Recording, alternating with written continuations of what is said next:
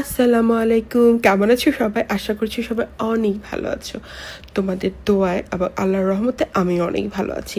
দেখতে দেখতে কিন্তু আমাদের আজকে ১৯ রোজা শেষ হয়ে গেল।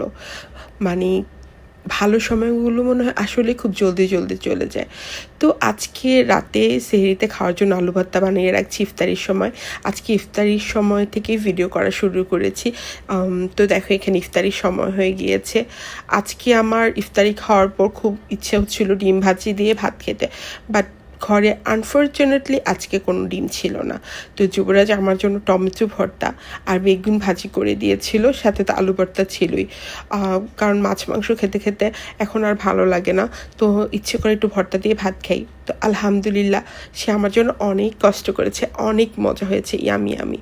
তো আজকের এই শর্ট ভিডিওটা এই পর্যন্তই। সবাই ভালো থাকবে, দেখা হবে নেক্সট ভিডিওতে।